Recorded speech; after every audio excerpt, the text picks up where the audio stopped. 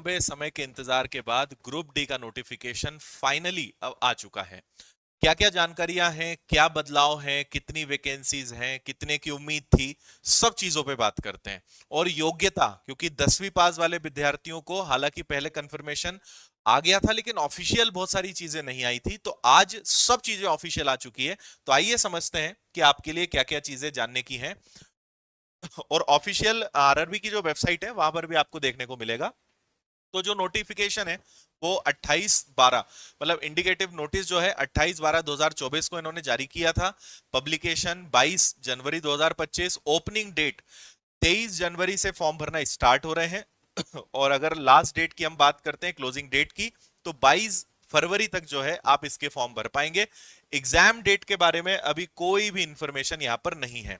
और अब आते हैं हम दूसरे मुद्दे पर कि वैकेंसीज कितनी है, क्योंकि एक बार लगभग 57,000 के आसपास वैकेंसीज का भी आ गया था कि इतनी वैकेंसीज रहने वाली है। लेकिन यार नोटिफिकेशन में उन्होंने बता दिया है, इनिशियल पे यहां लिखा हुआ है 18 से 36 साल उम्र है और 32,438 वैकेंसीज हैं। लेकिन मैं आपको एक बात बता दूं कि आने वाले समय में आप कहीं ना कहीं निश्चित रूप से देखेंगे कि वैकेंसीज की संख्या भी बढ़ेगी, क्योंकि पुराने कुछ नोटिफिकेशन में भी हुआ है। तो अभी निराश नहीं होना है, वैकेंसीज बढ़ने की बहुत ज्यादा संभावना है। और बढ़कर आगे कितनी होगी एग्जैक्ट कहना मुश्किल है, लेकिन वैकेंसीज बढ़ेंगी। 32,000 वैकेंसीज इस वैकेंसी के हिसाब से काफी कम है।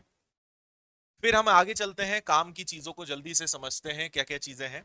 प्रोसेस में आपको पूरी बताऊंगा। सबसे इंपॉर्टेंट जो बहुत सारे बच्चे जानना चाह रहे थे कि टोटल जो है क्वालिफिकेशन क्या रहेगी, तो 10वीं पास बच्चे यहां पे अब निश्चिंत रह सकते हैं। अगर आईटीआई नहीं भी है तो भी आप केवल 10वीं आपने पास किया है या सिर्फ आपके पास आईटीआई है या इसके इक्विवेलेंट कोई भी अगर क्वालिफिकेशन है तो आप फॉर्म भर सकते हैं। तो कोई आईटीआई की यहाँ पे अब कंपलसरी नहीं है, सिर्फ 10वीं पास अगर आप हैं तो इसका फॉर्म आप भर पाएंगे। ठीक है, क्वालिफिकेशन मैंने बता दी है, 22 फरवरी 2025 तक आपका क्वालिफिकेशन कंप्लीट हो जाना चाहिए। एज इन जनरल 18 से 33 रहती है, लेकिन 18 से 36 की गई है। कैटेगरी वाइज रिलैक्सेशन और अलग है, कोविड के कारण यहाँ पे 3 साल का एक्स्ट्रा रिलैक्सेशन मिला है। बाकी OBC non creamy layer 3 years, ST SC को 5 इयर्स, फिर जो एक सर्विसमैन है उनके लिए यहाँ पे और ज्यादा सुविधाएं रहेंगी, एज रिलैक्सेशन रहेगा। ठीक है, ये सब चीजें हमने यहाँ पे समझ ही ली है कि किसकी क्या तारीख तक यहाँ पे रहने वाला है। अब देखो रिक्रूटमेंट प्रोसेस क्या होता है, तो सबसे पहले आपका एक कंप्यूटर बेस्ड टेस्ट होगा, उसके बाद आपका फिजिकल टेस्ट होगा, उसके बाद डॉक्यूमेंट वेरिफिकेशन और मेडिकल एग्जामिनेशन। इनमें क्या क्या होना है उन सब की जानकारी मैं आपको अभी दे रहा हूं। कंप्यूटर बेस्ड जो टेस्ट है इसमें साइंस के 25 सवाल, मैथ्स के 25 सवाल, रीजनिंग के 30 सवाल, जनरल अवेयरनेस और करंट अफेयर्स के 20 सवाल, ऐसे टोटल 100 क्वेश्चंस रहेंगे। 90 नंबर का आपका 90 नंबर का पेपर रहने वाला है, और सॉरी 90 मिनट्स का आपका पेपर रहने वाला है, और 1/3 की नेगेटिव मार्किंग आपकी रहेगी। तो 100 क्वेश्चंस है, 90 मिनट का समय है, और रेलवे के हर एग्जाम में 1/3 नेगेटिव मार्किंग होती है। तो कुल मिला के वही 4 विषय आपको पढ़ने हैं, मैथ्स, रीजनिंग, जीएस और साइंस। टोटल 100 क्वेश्चंस आपको इनके देखने को मिलने वाले हैं। अब सिलेबस हम आपको बता देते हैं, लेकिन सिलेबस पे अलग से भी हम वीडियो जारी कर देंगे। इन्होंने जो दिया है, मैथ्स मतलब सब कुछ आएगा, अरिथमेटिक एडवांस पूरा आएगा, रीजनिंग कंप्लीट है, साइंस में फिजिक्स केमिस्ट्री बायो आपको पूरा पढ़ना है, जनरल अवेयरनेस में history geography polity economics current affair static GK सब कुछ आपको पढ़ना है। तो ये इन्होंने बहुत शॉर्ट में दिया है। मैं एक अलग से वीडियो लेकर आऊंगा जिसमें आपको टॉपिक वाइज पूरा बताऊंगा कि किस सब्जेक्ट में क्या टॉपिक्स पढ़ने हैं और किन टॉपिक से लास्ट ईयर क्वेश्चंस ज्यादा आए थे, कौन से महत्वपूर्ण है। बहुत अच्छा एनालिसिस हम हर एग्जाम का देते हैं, इसके लिए भी लेकर आएंगे, तो वो वीडियो आप जरूर देखिएगा। अब आते हैं मेडिकल स्टैंडर्ड्स पे। इसमें यही बहुत इंपॉर्टेंट है, क्योंकि पोस्ट के हिसाब से आपको मेडिकल स्टैंडर्ड पे ध्यान देना होता है। A2 होता है, A3 होता है।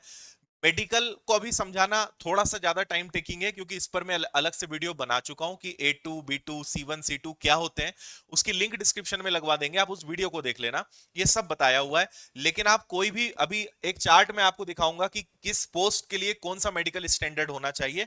उसकी एक क्राइटेरिया यहाँ पर है कि कौन चश्मा पहन सकता है, अगर चश्मा लगा है तो कहां तक अलाउ है नंबर, ये सब यहाँ पे पूरे इसके रूल्स होते हैं। ठीक है, अब हम बात करते हैं कि जब आपका पहला कंप्यूटर बेस्ड टेस्ट हो जाएगा, उसके बाद आपका जो फिजिकल टेस्ट रहेगा, तो अगर लड़कों की बात करते हैं तो दो कंडीशंस होती है। 35 किलो का वजन 100 मीटर तक आपको लेकर चलना है 2 मिनट के अंदर। इसके बाद 1000 मीटर की रनिंग जो 4 मिनट 15 सेकंड में करना है।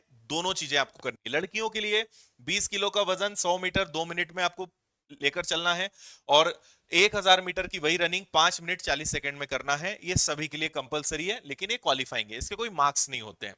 इसके बाद आपका डॉक्यूमेंट वेरिफिकेशन, मेडिकल एग्जामिनेशन हो जाएगा, सारी चीजें हो जाएंगी। अब एक सवाल आपके मन में आ सकता है कि सर एग्जाम की डेट क्या हो सकती है, क्योंकि जनवरी में तो नोटिफिकेशन आया है, अभी आरपीएफ कांस्टेबल का, एनटीपीसी का बचा हुआ है। आप मानकर चलिए कि अगले 5 से 6 महीने इसका एग्जाम नहीं होना है, कम से कम मैं बता रहा हूं। जून जुलाई तक तो आप मान के चलिए कि इसका एग्जाम हो ही नहीं सकता, क्योंकि रेलवे के ऑलरेडी बहुत सारे काम पेंडिंग है।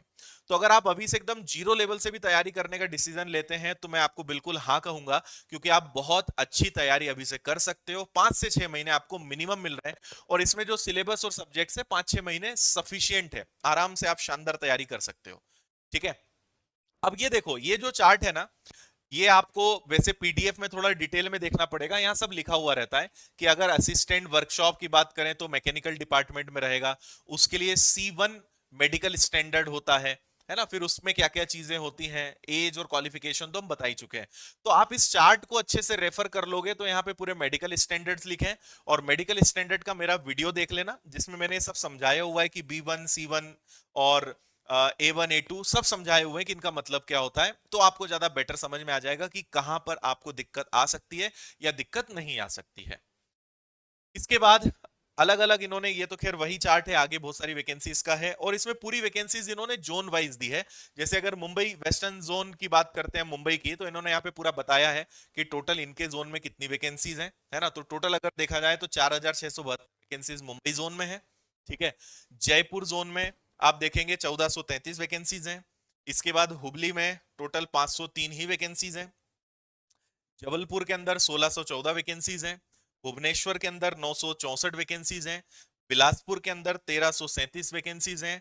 नई दिल्ली के अंदर 4785 वैकेंसीज हैं। चेन्नई में 2694 है। गोरखपुर में 1370 वैकेंसीज हैं। गुवाहाटी में 2048 वैकेंसीज। कोलकाता में 1817 वैकेंसीज। मुंबई 3244, शायद ये कुछ अलग है ना, ये हम बता चुके हैं। और हाजीपुर जो है 1251 आ गया है। प्रयागराज 2020 वैकेंसीज है। कोलकाता 1044, सिकंदरा